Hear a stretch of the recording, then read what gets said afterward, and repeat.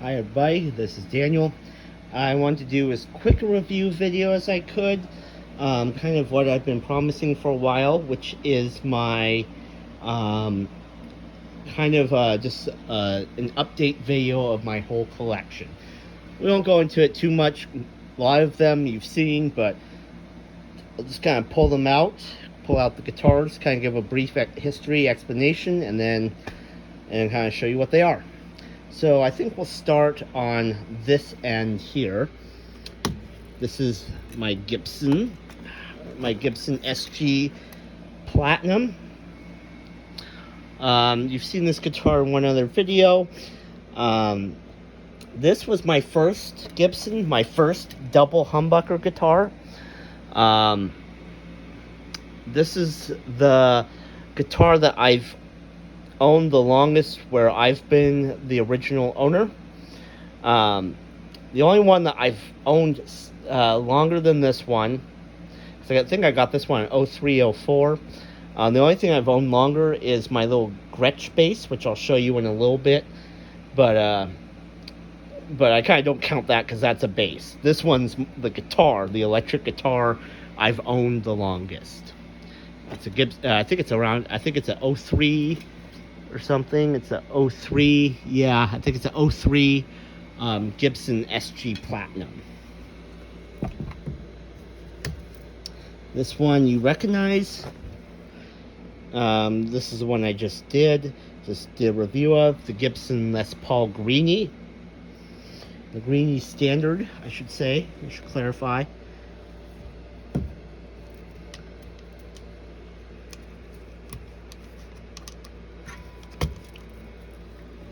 Here's my Gibson Les Paul Standard 50s. The only thing I added to it, it's stock.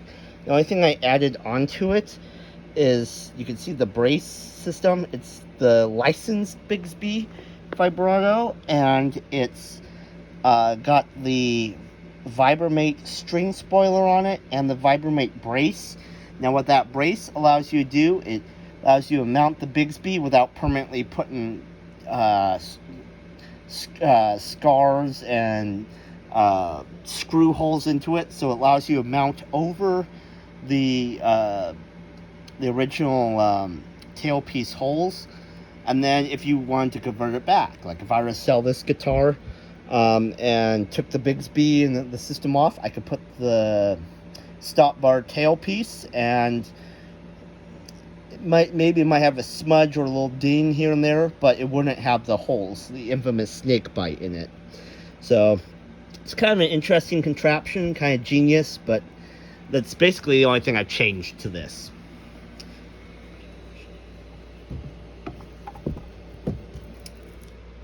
Now this one I used in a video or two.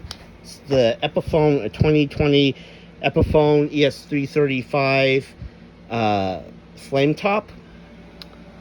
The only thing I've changed on this was other than the iVoid sticker, is I put the Burstbucker 1 and 2 pickups into it. Took out the Alnico Classic Pros, which are okay pickups, but I wanted Gibson pickups in it, so I bought a set from, ironically, someone who lived literally in the street behind where I was living at the time. So that's it. It's just got the Gibson pickups. It's a perfect BB King, Freddie King style guitar for that kind of electric blues. This one here, this is a Takamini Martin copy. It's the quote-unquote pre-lawsuit guitars. It's a F310S. It's their version of like a Martin Triple-Aught, Martin OM guitar. Then little stickers I put on there. I got this, I saw this on Facebook Marketplace, I want to say 5-6 years ago-ish. Something like that. It was down in Oakland, which is about 2 hours one way from where I live. So a friend of mine and I hopped in a car. He joined me and we went and picked this little guy up. So I got some dings and scratches for me, but I'm actually very happy I own it. A friend of mine did bring up the fact that the bridge is kind of lifting a little bit. I have to have it looked at, but on that, it's kind of perfect for me. I'm a big Eric Clapton fan, but I'm not necessarily a Martin or the Martin price tag fan. So this guitar used cost me about $500-600 with a nice little gig bag, and that's more than fine for me. I don't need to spend $3 or $4 grand on one acoustic guitar. This one's kind of my baby here. This is the Gibson Songwriter Deluxe, the original one. You see it's starting to get that little crack, that little belly bulge thing, you know, that a lot of acoustics get. But yeah, this is the Songwriter Deluxe. This is the one that they had before they started making it into a series, you know, where they have the studio, the Songwriter Deluxe Studio, the Songwriter Deluxe Custom, etc. This was just at the time called the Songwriter Deluxe. It didn't come with a little pinwheel volume tone. It's just straight plug-in with the battery. I could never figure out if that was an accident or not, but anyway, this guitar, I bought it, I think maybe I want to say 2006. This quick story was, I saw this guitar, so every time I went down to Guitar Center to buy an electric guitar, I'd go check out the acoustics, and I just kept picking this one back up. I think at the time it was $1,600. And so the year after I bought the Eric Clapton Strat, decided to save up some money, save up enough money for a nice acoustic guitar, and this is the one I bought. Haven't regretted it, but like I said, I think I kind of need to take it back in, get it looked at.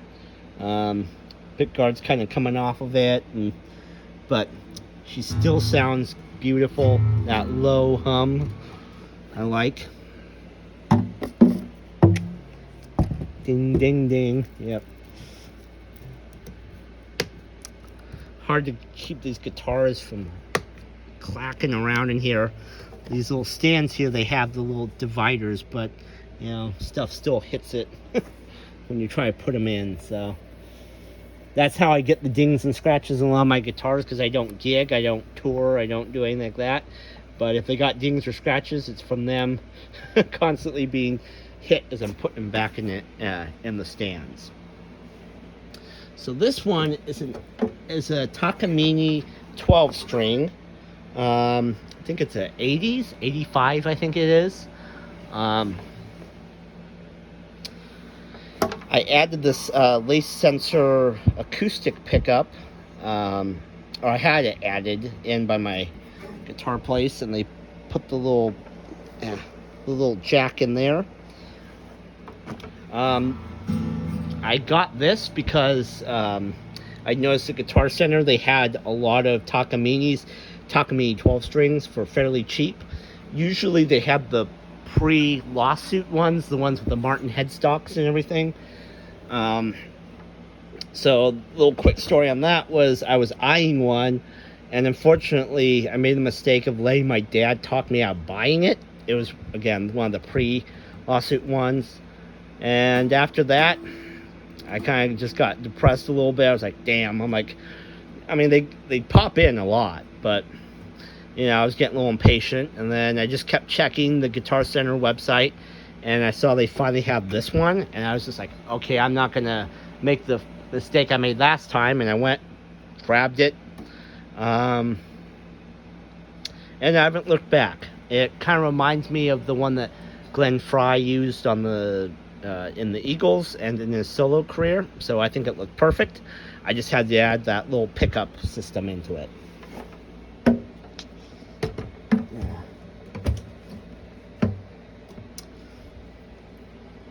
So here's my Stratcasters. So this one is basically, at this point, it's a parts caster. So this guitar is I can never ascertain the year. It was the 80s or a late 80s, early 90s Fender Strat Plus. It had that long baseball, that fat baseball neck. The original neck had that baseball bat neck profile. It had these divots in the frets, divots on the fretboard. It had the Wilkinson or whatever it was, locking nut that was broken.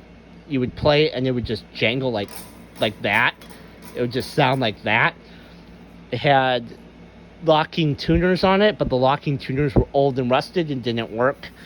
It had the lace sensors. Like, this is basically the body on down is original. Now the stickers and the pick thing I put on it, that's all aftermarket. This neck, this is actually a Mighty Mite V-neck. I actually prefer these. You'll see this on the next, on another one of my Strats. So my dad named this one Old Yeller. I got it because I was trying to get that, before I got the Eric Clapton Strat, I was trying to get the Eric Clapton tone. I saw this Strat that had the lace sensors. What I didn't know at the time was he had the active pickup system in it. So, you know, upon later on doing the research, I was able to get this guitar up to snuff with a V-neck. I had them put in Eric Clapton Electronics, you know, active mid-boost kit. It's actually in here. It's under the pick guard. I think the battery compartment's like around here or something, under the pick guard, somewhere around here. So it gives you that fat mid-boosty tone.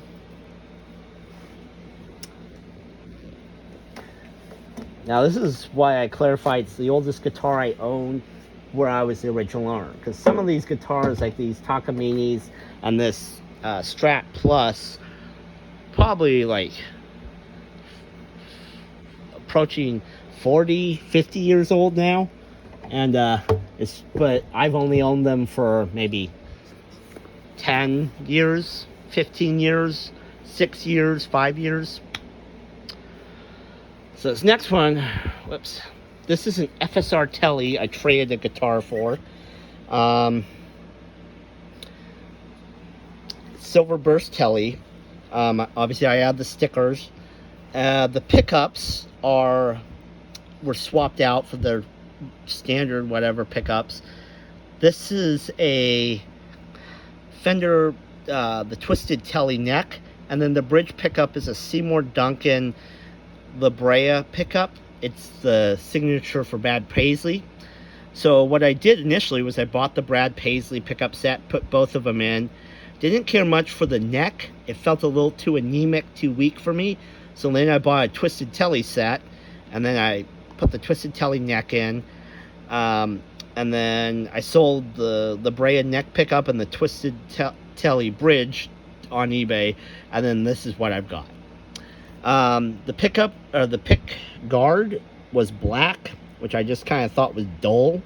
So I took that off, and I bought this gold, I think it's D'Andrea or something, pick guard, and I took it to my tech and had them put that on. Everything else is like the neck I left on because it's a decent C-size neck. It's playable, doesn't fret out past the 12th fret. Tuners were perfectly fine.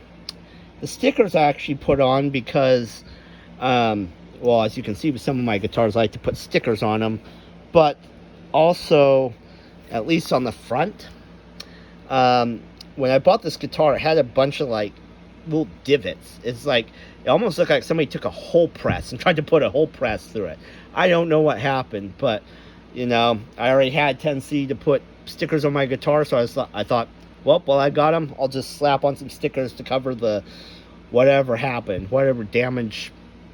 I don't know. I still don't know what happened to it, but so I used the stickers to kind of hide the damage on the face of the guitar. Now this guitar here, this one you might have seen. I am not 100% sure. This is a 100% parts caster. So, again, I'm a big Eric Clapton fan. And for any of you Clapton fans, you might know that 96, 97, Eric Clapton had these 2 gold leaf Stratcasters made for him. Now, if you try to find repros of those, they can, at the time, they were fetching anywhere from $2,300 used till up to $5,000 or $6,000 used. Nowadays, if you try to order one from the custom shop, Fender custom shop, I'm sure they're around $8,000 to $10,000. So I was just perusing on eBay, and I found this body that was already covered in gold leaf. So, and you can kind of see a little bit of the imperfections and dings and scratches. So I'm going to take a stab, and kind of my theory is that this body was a tester, either a someone who does this work, or or just a collector or player decided to test it. This body is incredibly light, so when I showed it to my tech, they were kind of guessing that the guitar itself, the body might either be basswood, or it could be, probably basswood, like something very light, not very thick, not very punchy or anything. In fact, it's got a very crispy, bright sound. Anyway, my theory is that this body was a project or a tester, or it was a tester. So I'm sure maybe somebody wanted to put this gold leaf like on a master built or a custom shop, or wanted to do their own guitar project with gold leaf. And so what they wanted to do is to use this, probably it's a Squire body. Looks like it's black, because based on when you look at the cuts, the things under it you can see are black. So maybe it might be like a little black Squire or something. And so they thought they would just test it out and just see if they could do it. And then, so I think the body, I got it for like $86, $90. It was less than $100 for the body. I think it was, including shipping, I think it was less than $120. Then I bought 3 lace sensor pickups, different years, because you can see some are older. This one's a newer one. I got these little pearloid gold knobs. I was able to buy a gold jack plate, a gold tremolo, this bridge, and then the tremolo. I know you can't see it because of the back plate, but the tremolo system, the claw and all that, the springs, I actually pulled off an old Squire of my dad's, so that was a little bit borrowed. I got another Mighty Mite V-neck. I bought the Fender sticker decals on eBay, both on this one and the one on my old Yeller Strat. The Fender staggered tuners, my guitar tech, the place I took it to get constructed, they provided those when they put it together. I should be clear, I bought them, but they had them.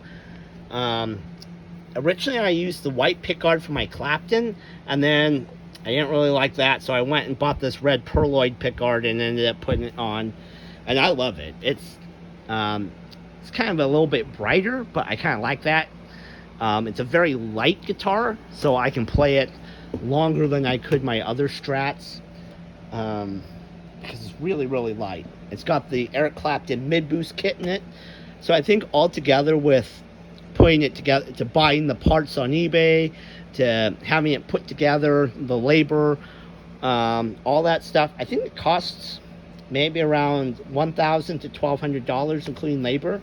Now that was a couple years ago, so, but this, I haven't played it as much, but I played it every once in a while, and anytime I play it, pick it up, I just fall back in love with it again. I'm kind of shocked by how good it is. Real quick, I'll show you my basses here. So this one, this is the guitar I told you about that was my longest owned guitar. You see how old it's been. This was the first stringed, well, the first electric stringed instrument I've ever owned. My dad bought it for me when I was maybe 10 years old.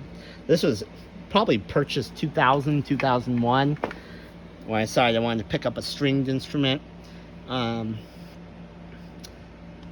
It's a little Gretch G2202 Junior Jet bass. You can see all the stickers on it. You can see how early on I loved putting stickers on stuff. Yeah, and I've picked it up. I've played this even more recently, a couple years ago, and I was just shocked by how good it still sounded.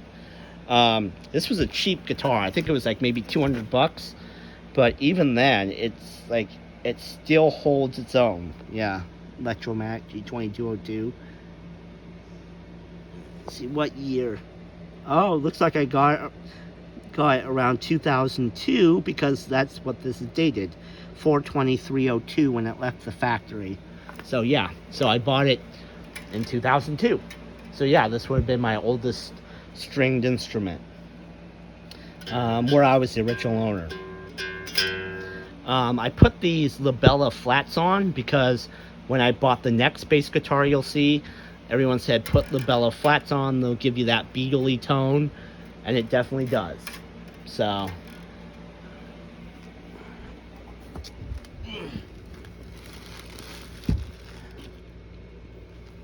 this guitar, and then this is the guitar that I bought that made me start using the Bella flats. This is a Hofner Contemporary series violin bass. So as you can see with that little Gretsch bass, and you can see with this Hofner bass, the first real music I fell in love with was the Beatles. The Beatles, Little Richard, and classical music. And so I saw this bass online for, I think on eBay a couple years back, maybe about $500-600, included a hard shell case. I think it was like $500-600 plus shipping, and I had to get it.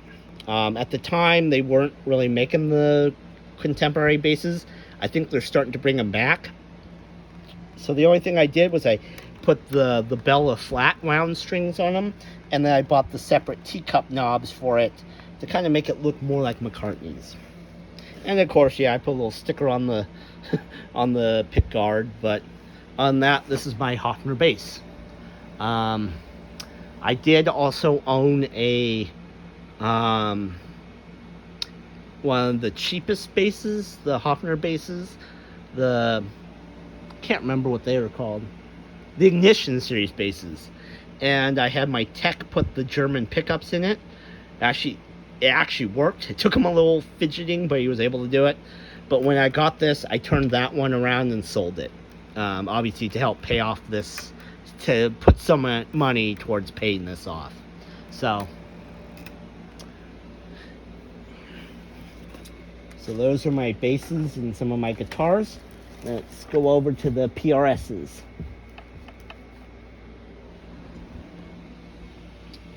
So if you can count them, that's 10 guitars and 2 basses there. So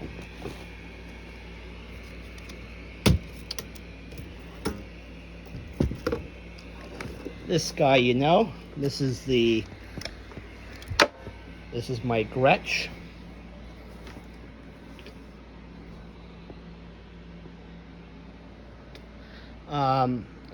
I've got to do a review video of this. I have the original pickups swapped out with these TV Jones Classic pickups. To me, the original pickups just weren't having enough oomph. They weren't, they didn't have enough push. They weren't really driving the amp, the tubes in the amp, that well. So I just went to my store, my local store, the same ones that do all my upgrades and modifications. I bought these from them, the TV Jones, and I love them. They just give that little bit more oomph, a little more power behind that guitar, and they give it, and it still retains that classic Gretsch tone. So I will do a review video of how this guitar sounds now with the TV Jones pickups.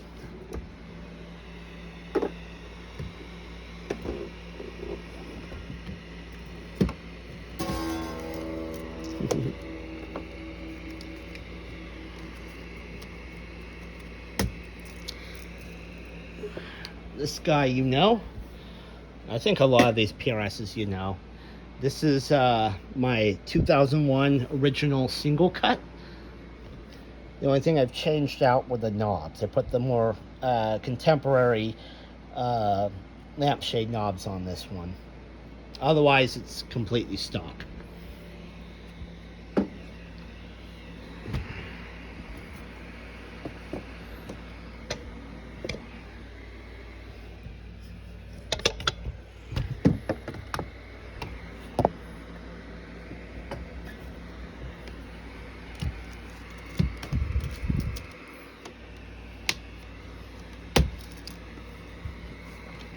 This one's my S2 Micardi 594 single cut, the one I got from Palin Music. It's in the discontinued scarlet red color. Again, the only thing I changed out were the knobs. But otherwise, I love this guitar. It's got the S2 cut. It's just gorgeous. Because it's got this discontinued scarlet red color, this is probably one I'm keeping for a long time, if not forever.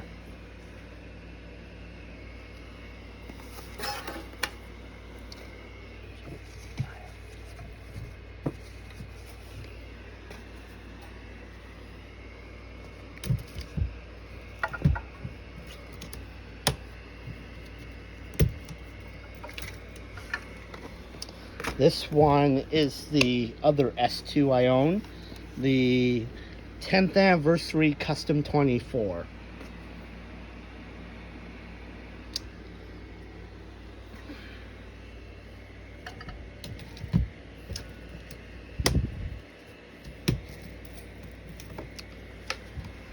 My PRS CE24.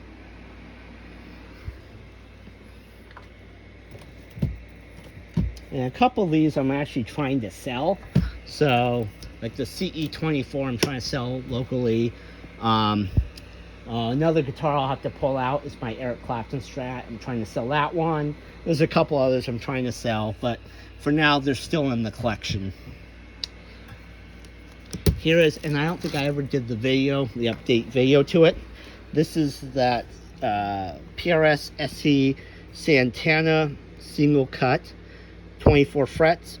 It has, I took the stock pickups out and I put these gold covered Micardi, PRS core Micardi pickups. They sound really rad, really high gain kind of sound. So probably what's going to happen is I'm going to end up converting this one to be a slide guitar. So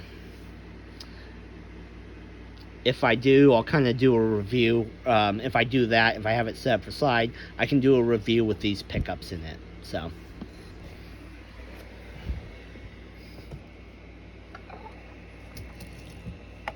the problem with this is I love these stands. I love that they're plush, so they don't do as much damage to the guitar. But like I said, the big problem is still trying to get the guitars in when you take them in and out, trying to do so in a way that doesn't have it hitting the other guitar, but still does anyway. This is another guitar that I'm trying to sell locally. I might have someone who's going to trade me a nice Gretch for both this one and my Clapton Strat. So anyway, this is my PRS SC Silver Sky. The other thing is I still gonna eventually buy one of the newer Silver Skies with the maple fingerboard. I'm looking at the Summit Purple one of my local stores, where I buy my PRSs. Eldorado Hills Music. They have all of the new ones and all of the old ones. So probably gonna buy the Summit Purple one from them. So, and this guy, I can't remember if I ever did a review of this one, but this is my slide guitar. Its action's a little bit higher, it's got thicker strings on it, and it's got some core pickups. So this is just I think I found it locally, just one of the old SC single cuts, yeah, from back when it was in Korea, I want to say. Yep. For now, it has a 5909 in the neck and a PRS Artist treble in the bridge. But I've got a bunch of other pickups. I've since got a bunch of other PRS core pickups. Oh yeah, this one's got the moons in it. Anyway, so I'm thinking I might put a set of number 7 pickups in this guitar. Same pickups are in this single cut, because I like those. I kind of like the smoother, warmer sound. I'll probably put those in there. Take these out. But I have to say, the 5909 does sound really good, as does this Artist treble pickup.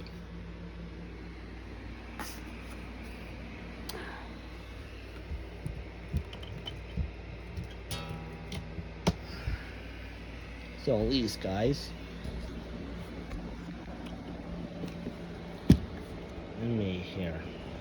Let me see if I can get this guy. Ugh.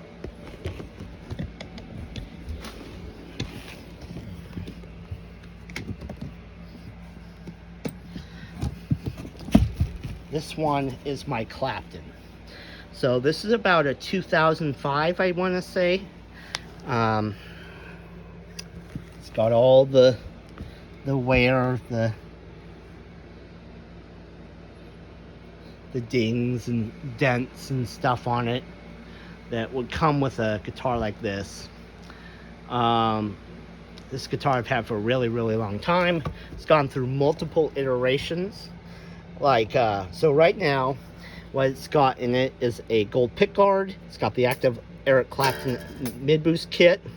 And these are the Fender Fat 50s pickups. Prior to this, it had the gold pickguard with the gold A sensors. And originally when I bought it, it came with the vintage noiseless pickups and the white pickguard. The vintage noiseless pickups I've always hated. I could never get a good tone out of them, even with the Eric Clapton mid-boost kit. So yeah, I just took it off, and like this whole setup, the gold pickguard, the Fat 50s, and the Eric Clapton electronics, I bought from a company on eBay, and I can't remember who it was. I think they were in Germany or something, and they made this whole setup. They sent it to me, and so I had my tech swap this out with the mid-boost, with the other setup I had, which was the gold pickguard and the lace sensors and the mid-boost. But this one still sounds killer. I still love it. However, because I'm moving away from Fender more towards PRS, like I said, I'm probably going to sell this one and my Silver Sky for a really nice vintage Gretch. Stay tuned. We'll see if that happens. But so yeah, that's my collection. As you can see, I've got about